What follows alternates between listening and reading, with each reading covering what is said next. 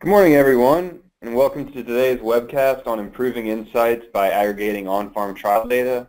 I'm Ben Gift with XS Inc. and AgVeritas, and I'll be serving as your host this morning.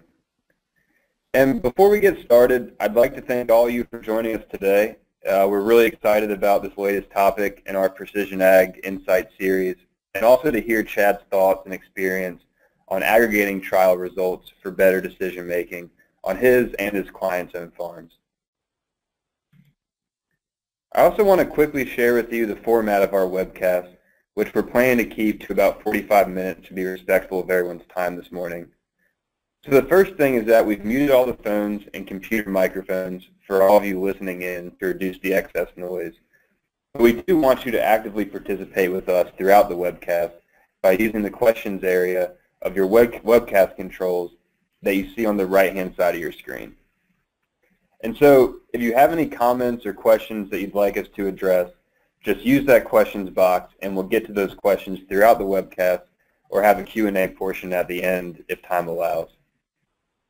And one last note, we are recording today's session, so this afternoon or tomorrow we'll be sending an email out to all the folks who registered and also for those of you attending with the link to this presentation and the recorded webcast, so that you can review them at your convenience or share them with your colleagues.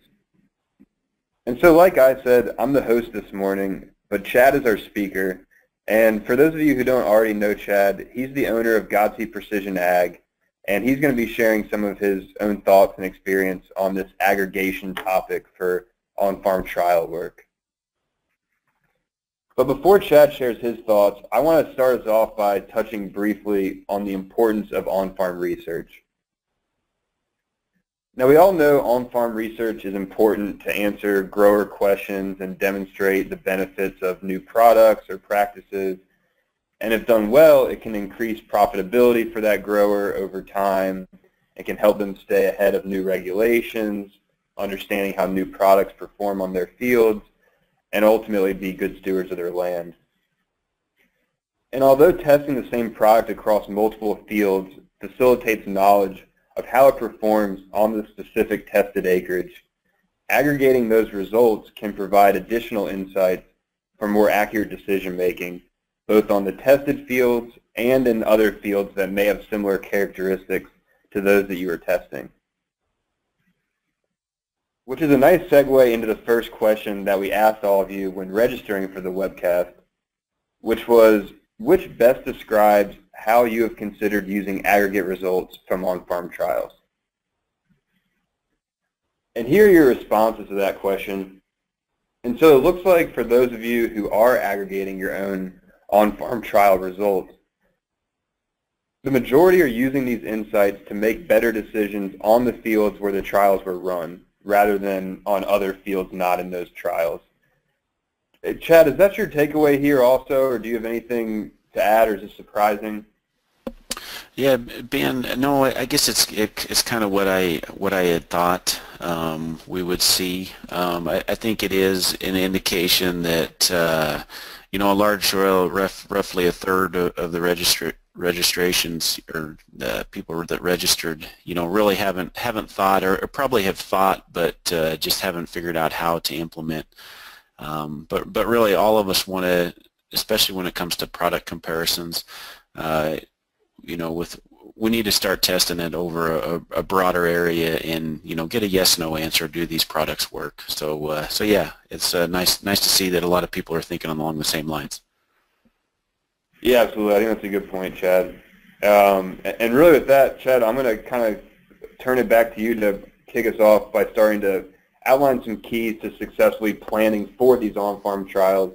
Maybe helpful for some of those folks who haven't really started beyond the just thinking about the concept idea. All right, thanks, Ben. Yeah, and it's a pleasure to visit with everybody today.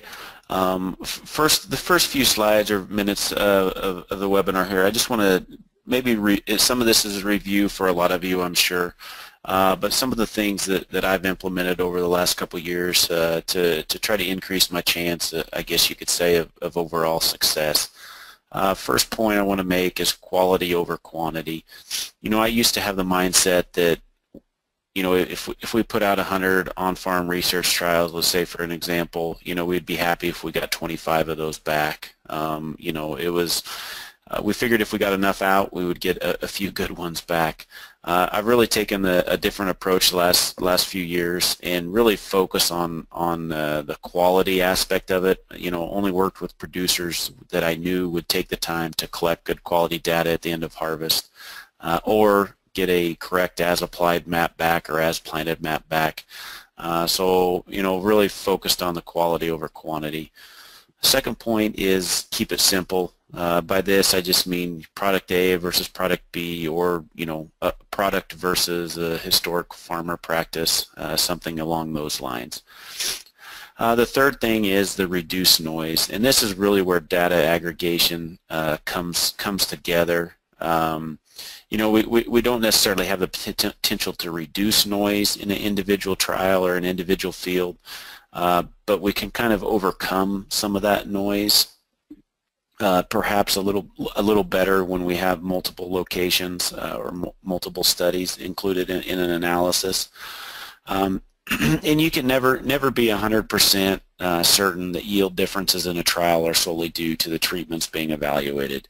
And I think all of us know this from any any on-farm trials that have been done in the past. You can never be 100% certain. And then, and this goes back to the point, we can manage those sources of noise a little bit, especially with good planning and analysis, and in the case we're talking about today with aggregate analysis. So we're going to take a step back here and look at the three critical pieces that I consider in a trial plan. First one being the question. Obviously, this is just a simple statement. Will product A perform across a wide area or a wide region in, let's say, Iowa or Colorado, whatever you want to say? But it clearly defines what it is, what you're investigating, and what the study's all about. The layout and the data, and we'll go into each one of these in greater detail in the following slides. So I already indicated that that the first step is clearly defining that question, and this just really outlines the trial, and it keeps you focused on what you're trying to discover on these fields or an individual with an individual product. And like I said, you want to keep it simple. So is product A better than product B? If I increase or decrease the application rate of a product by 10% in a management or productivity zone, how much will my yield increase or decrease? So simple questions, but it clearly defines what you are trying to discover. Second point, when we're thinking about defining that question, always keep in back of the mind the other factors that may influence trial outcome. Management practices, such as no-till, strip-till, rotation, crop rotation, and then of course hybrid or varietal differences, and we'll talk about these in a little bit.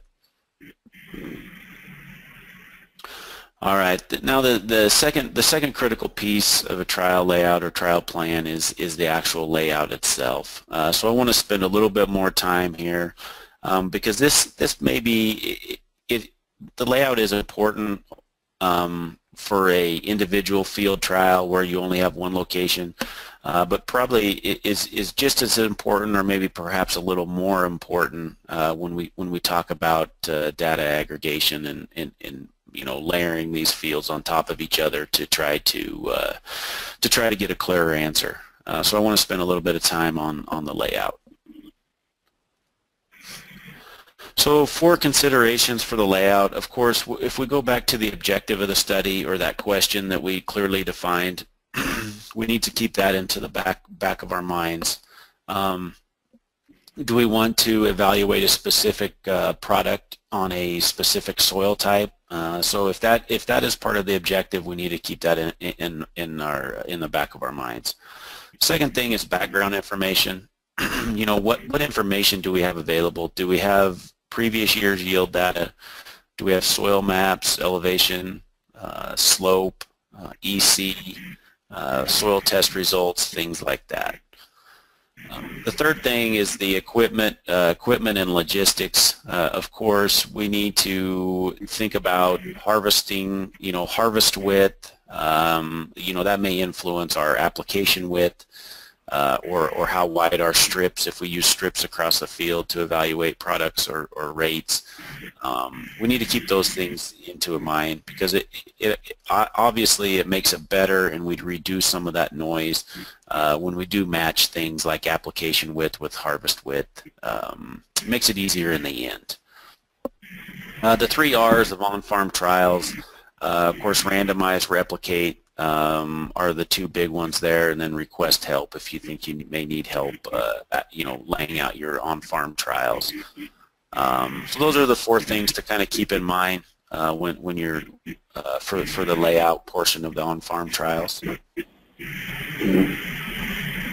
Yeah, thanks, Chad. And really, one of the common themes throughout this whole Precision Ag Insight webinar series over the last 3 years has always come back to the importance of the trial layout to get valuable data back.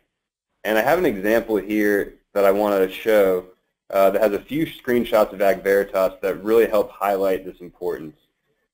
And so the slide that we're looking at here shows the data layers from a compost trial that Chad ran on one of his growers' fields. And you can see that Chad had his management zones for variable rate, P and nitrogen, based off historical yield on that left-hand side, and then ran 2 strips of that test product, or the compost, in the northwest half of the pivot. And he also captured the elevation for this field, where you'll notice the elevation gradient goes from red to blue from northwest to southeast on the field, red being the lower ground and blue being the higher. Now, strips typically do a pretty good job of covering the varying field conditions, and that's something, the strips are a layout that you'll hear us recommend and have for your trial approach very often. But notice that in the yellow circled area that just appeared, how there was no treatment in the higher ground on the field. And so without a treatment of that compost in that set of conditions, there's no way of knowing for sure how the compost will perform there. Now, this is a screenshot of the profit map results of that compost trial in AgVeritas. And you'll notice first the varying colors on the map, particularly in that northwest area of the field. You'll see the different colors are a range in yield response and ultimately return on your investment from applying the compost in those areas. But you'll also notice a big chunk of that orange color on the map in the yellow circled area. And those orange areas are areas where we did not have enough information to make a calculation. And this is why I wanted to use this AgVeritas screenshot to illustrate the importance of trial layout. Because the analysis approach that we use with AgVeritas only calculates the performance of a product if there's a valid comparison between treated and untreated in a given area or a given set of characteristics. So I guess the takeaway here is that if Chad had ran another strip in that southeast area, we would probably be able to know how that product performs in the higher ground. And so, as Chad was saying in the last slide, there's always room for improvement in the trial layout and considering other factors, and I guess even Chad sometimes there's room for improvement with his trial strips too. And so with that, I'll turn it back to Chad. Yeah, thanks, Ben, for putting that nicely. Yeah, I could have definitely room for improvement, and should have considered the productivity zones beforehand.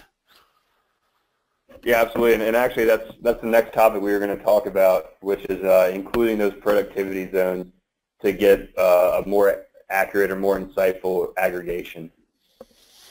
Yeah, and we do want to spend some time on why we feel productivity zones are an important part of the data analysis, especially when it comes to data aggregation.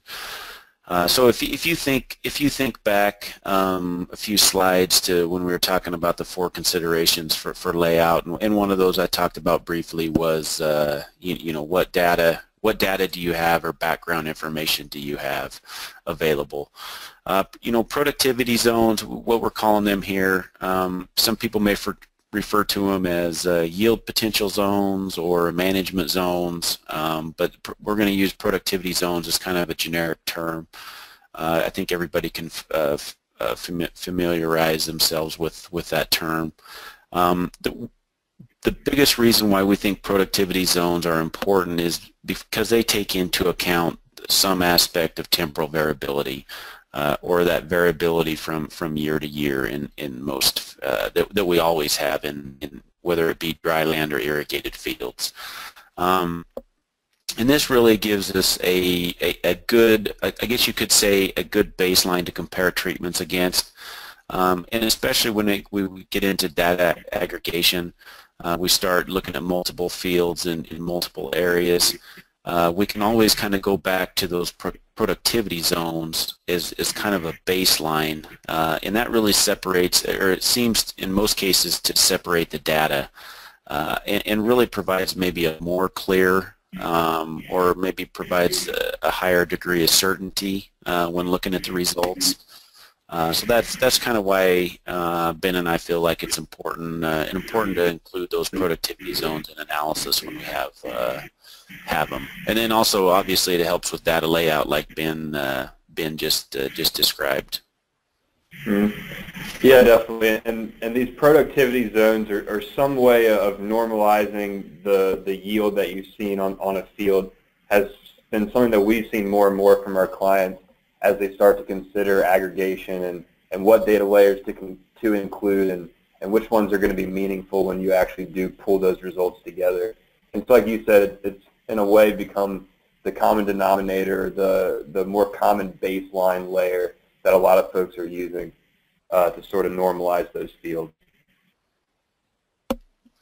Yep, exactly. The last thing, or the final thing on the trial plan that we want to discuss is the data. And this is probably the no doubt another important piece, and maybe perhaps the most important piece, because if we don't have good quality data, we don't have much. So the big thing when we think of data collection or just data in general with aggregate analysis, the biggest thing is the standardization. And we don't necessarily mean standardization from an aspect of normalizing data or making it relative, but just in terms of standardizing that data or those trials so that we get the same set of data from each trial or each field. For example, you know, if possible, we want to use the same hybrids or varieties in this trial, unless they are, you know, unless they're part of the objective that or the question that we're trying to answer. So things like that that's a classic example of we can sometimes introduce outside error or those outside noises by including multiple hybrids. It just confounds, makes things complicated. So really the take-home point here is if a data layer appears to be important, it should be, or every attempt should be made to collect it on all fields. So if you feel elevation is important, soil types, EC, you should include those and try to collect that data on all trial fields at all possible. Yeah, you know, you're exactly right, Chad, and we get a lot of questions from our clients about, you know, what types of data to collect and the method of collecting that data, particularly as they start to think more and more about aggregation of their trials. And one of the more common ones that we get, which you touched on briefly a second ago, is around the hybrid or varieties that are planted in the fields. For example, we get asked a lot about whether or not hybrids should always be kept the same across all the fields, or if you should try to group them into categories like racehorse or for disease resistance level or things like that. And so I'm just curious what your thoughts are about this kind of more specifically. Yeah, Ben, that's a excellent question, and we, you know, oftentimes get asked that, and really my preference is like I said, is always try to keep those hybrids or varieties the same when possible, especially when it's not a part of the objective or question, but sometimes in reality that's not possible. So then I probably would lump those into categories like you said, whether it's a tough, consistent hybrid, or if, corn hybrid, or if it is, racehorse, very high yield potential if the conditions are right. And then, sometimes if it's a, fungicide, for example, you're looking at, you could divide things into, disease tolerance or resistance categories, perhaps. So if you do, I guess the take-home message there from me would be that if you do include multiple varieties or hybrids, that you do try to lump them into some kind of categories, to try to make that answer a little clearer, perhaps. Yeah, no, absolutely, and I appreciate taking the time to walk through that, Chad. And another one that we get a lot has to do with how to capture the in-field soil variability, whether it's the soil types from the Sergo database, or EC, or elevation, slope. There's a lot of different layers out there that do a pretty good job explaining the variability, and so we get asked a lot, hey, what's the best one? Do you have an opinion there, Chad, or thoughts on how to capture those soil changes within a field? Yeah, that's another excellent question, and it really depends on where you're at. In my region or area, most of our soil types, really elevation does as good a job as anything, and it's pretty cheap to collect. But other areas, I know EC does a good job. Probably explains a little bit more than the old soil maps. So it kind of depends on where you're at, what's readily available. But I think the take-home message on that question would be that you include at least one of those soil-related layers in your analysis. I think that's probably the most important thing, is just simply at least include elevation, since that most people collect that with harvest. Include one of those at least. Yeah, absolutely. Those are frequently the variable that shows the highest relationship to variability, or seems to do the best job explaining the yield variability for a field. So I guess the take home there, like you said, would be, regardless of what you pick, be sure to include some sort of measure of that soil variability, because it is frequently going to be a really important factor when you're evaluating your trials. And while you were saying that, Chad, I thought of one more for you that we get a lot from clients, and the question of that would be around, if you have soil test data on some of the fields that are included in a trial but not all, should you include those soil test values for the ones that you do have, or leave them out altogether? Kind of how do you handle that? Yeah, that's another good question, and really with soil test data is sometimes difficult to work with depending on when those soil samples were taken. But in the case of aggregate analysis, I mean, I would always recommend leaving those out unless you have intensive samples or grid samples or zone samples for the entire set of data, or the entire, or every field. So if you're interested in looking at that soil test data and how that helps explain or plays a role in yield, I would run those, a separate analysis on a field-by-field basis. But for the aggregation, I would leave that layer out, since you don't have it for all the fields. Yeah, absolutely. And this database piece in general is just so critical to getting meaningful results from an aggregate. So thanks for sharing your thoughts on those questions that we commonly get, Chad. And now that we've done a lot of talking about the planning piece and the background before the trials actually get put out, Chad, do you want to spend a few minutes on kind of the when and why we might use an aggregate analysis? Yeah, definitely.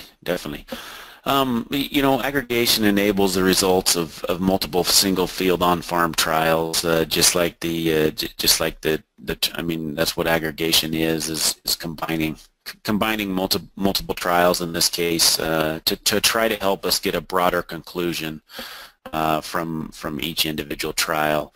So, for example, we want to see how a particular starter fertilizer performs in northeast Colorado or something like that. So that's an example. But the bottom line is confidence. Oftentimes we don't necessarily believe that if we have a single on-farm trial, we say, well, that may have been outside noise that caused that response and not necessarily the product. So with that aggregation, really the big reason why we use it is simply confidence in our results.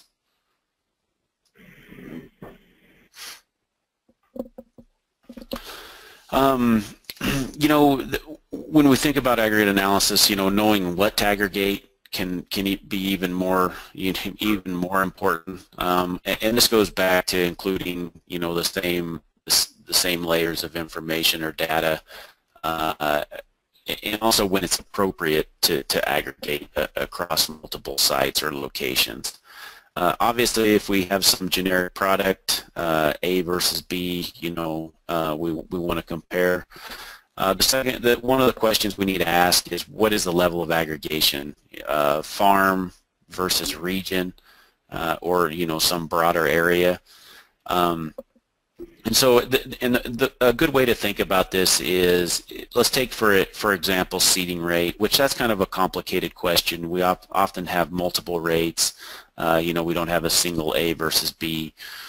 We could design it that way, but oftentimes simply one rate versus the other.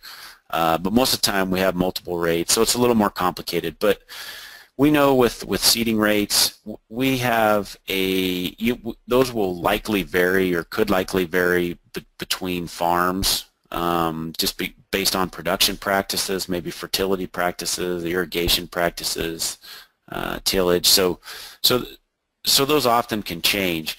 So with an example like seeding rate, I'm not necessarily concerned about how that performs over a broader area. With the technology we have today, I want to dial in a seeding rate for an individual farmer. So I'm going to keep that aggregation on a farm level versus a regional level. But a product level, let's say fungicide, that may be on a region-wide basis. So you just need to kind of keep that in the back of your mind, farm versus region or area. Think about what level you're trying to aggregate at, because that can influence, it can influence your results, and obviously it goes back to confidence. You want confidence in your results at the end of the day. Yeah, and along those lines of the farm versus region question or aspect of what to include in an aggregate, the second registration question that we asked all of you when signing up for the webcast was whether or not you saw a problem with aggregating data across multiple producers. And here are your responses to that question. It looks like the vast majority of you are either unsure or see a problem with including data from multiple producers' fields. Chad, do you want to share your opinion here on the question, and also these results kind of in line with what you would expect? Yeah, I think it's interesting the way that turned out, and maybe some of it has to do with what type of trials they were thinking about. Maybe it goes back to that seeding rate, or like a seeding rate type example. Some people may have been thinking about that versus a general product comparison. But I think it's good that people are thinking about that for the most part. And for the most part, I would agree. I want to keep my data aggregation for the most part on a farm level, because responses to a lot of things can be unique depending on the production practices. So I guess my preference is always to keep it on a farm level, because with the technology we have, I mean, we have that capability to determine that that stuff on a farm level and not so. Now, if you're in the retailer's shoes or side of things, they obviously maybe are approaching it different because they want to know if a product works over a broad area so they can offer that product. So I think a lot of it probably comes back to what shoes you're looking at that question in. But it is interesting. Yeah, absolutely. I guess I want to look at an example for this webcast of an actual aggregate analysis, in this case on a fungicide trial. And in this example, there were 2 cornfields in Ohio where a fungicide trial was laid out in strips across varying soil types and elevation ranges on the field. And we used the AgVeritas aggregate analysis to pull these 2 trial results together to gain better insights on the field conditions where that fungicide performed best. And since we're going to see a few screenshots of AgVeritas in this example, I wanted to take a second for those of you who aren't already familiar with AgVeritas to just give a quick high-level overview of the software.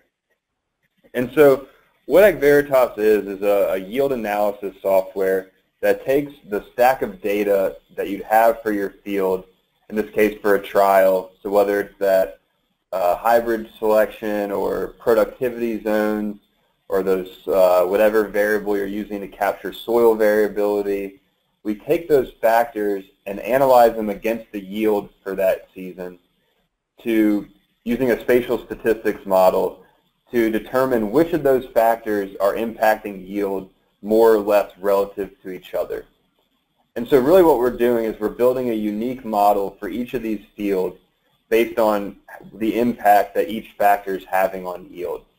And then from that, we're able to determine what types of characteristics are seeing a high yield response to a test product, for example, based on how much that factor really contributed to yield for each field. And so taking that approach and for a single field and then pulling it to an aggregate, what we do is we're really starting with more precision by using that in-depth spatial analysis of each field, and then ending with more precision in the results because we're only pulling those single field results together to form the final report. And so as we do this, we're pulling out spatial effect areas, which are areas where the data that's included in the analysis isn't explaining a abnormally high or low yielding area based on the characteristics present there. And so we're confident there's something else, not one of the data layers included, that's skewing the yield results in that area. And so we're going to pull those out for the aggregate and only include the areas in the field where the data that's included is really what's describing the yield. And then based on the unique model for each field, like I said, we're going to examine the individual conditions on a field where you see the highest all the way down to the lowest yield response to a given product.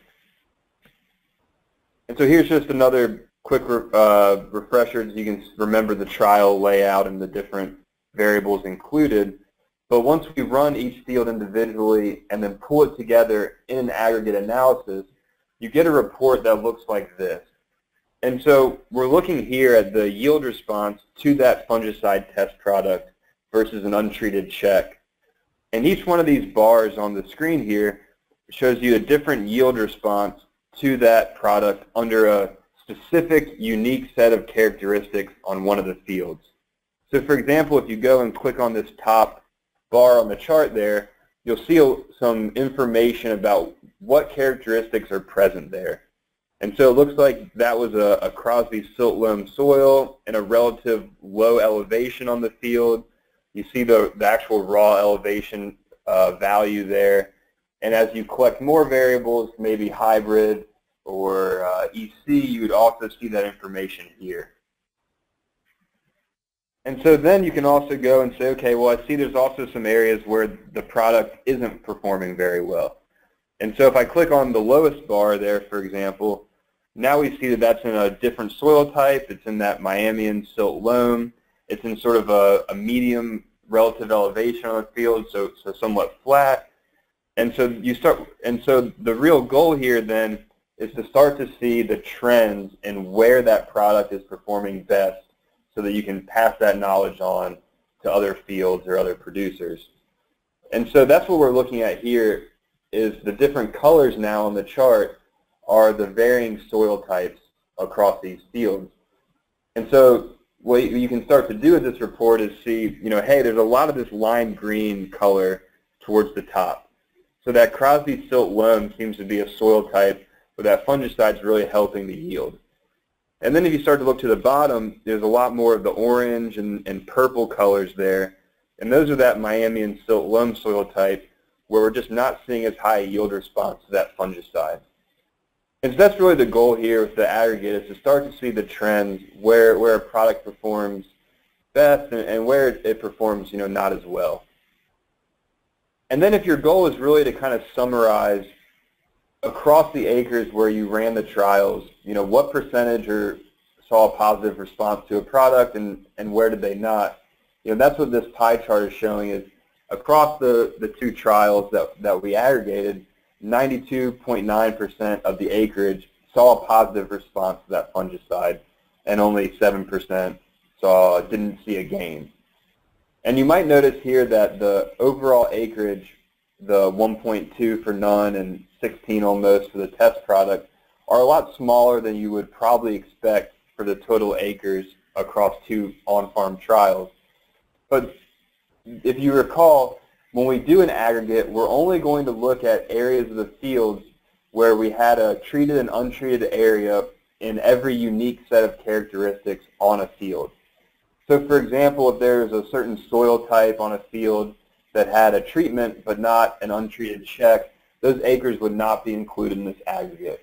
Same as those spatial effect areas that are being pulled out also. So even though this is a smaller acreage than the total of those two fields, these are acres where we're highly confident in that results or in that yield response to the test product. And so, Chad, I guess those are my kind of general takeaways here of the results and also of that varying soil types and yield response. I'm just curious, how your growers would respond to these types of results, or if you draw any different takeaways here than what I just explained. No, I think you're right on, Ben, and I think I take a step back and look at it, and most of us, I think, would admit that we realize that a certain product, whether it be a fungicide or fertilizer or whatever, probably does not respond uniformly across the field. I mean, that's the way that we have historically done it because we've taken average strip or yield versus the adjacent or farmer practice. So we have dealt with averages, but with the aggregate analysis, we really have an opportunity to fine-tune those results and figure out where producers get their biggest bang for their buck. So yeah, my producers love to see this this kind of analysis. Yeah, no, thank you, Chad. And I think, yeah, so Chad, you want to kind of summarize and wrap up what we've talked about in this aggregate topic? Yeah, definitely. When we spend a little bit of time talking about the when and why of aggregation, and really it comes down to when we have comparisons where we feel like we can increase our confidence when we combine our trials or our locations. It seems reasonable, and really it gives us more power and improves our confidence when we can aggregate that data. But obviously, the plan part of that and the standardization is critical. Otherwise, we really aren't going to improve much from looking at individual fields unless we have that standardization of data. So that's the most critical part. Besides the planning, is making sure that when we do plan, that we do have a set of standardized data at the end of harvest.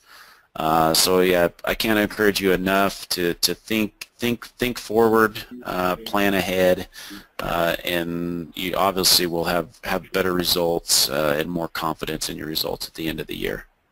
And I think that pretty much sums it up, Ben. Great. Yeah, thanks a lot, Chad. And that is going to wrap up our webcast this morning. So thanks, everyone, for tuning in. And as always, we hope you found the content valuable and worth your time. One thing I do want to mention is that you're all going to get a survey at the conclusion of this webcast. And these are really important to us to get your feedback for future topics and ways that we can improve the Precision Ag Insight webinar series. And there's also a place in the survey where you can request to learn more about AgVeritas or GODSEE Precision Ag. And so finally, if we weren't able to get to one of your questions in today's session, we'll follow up with you individually with a response. So with that, thanks again to all of you listening in and to Chad for sharing his thoughts with us this morning. And you all have a good rest of your day.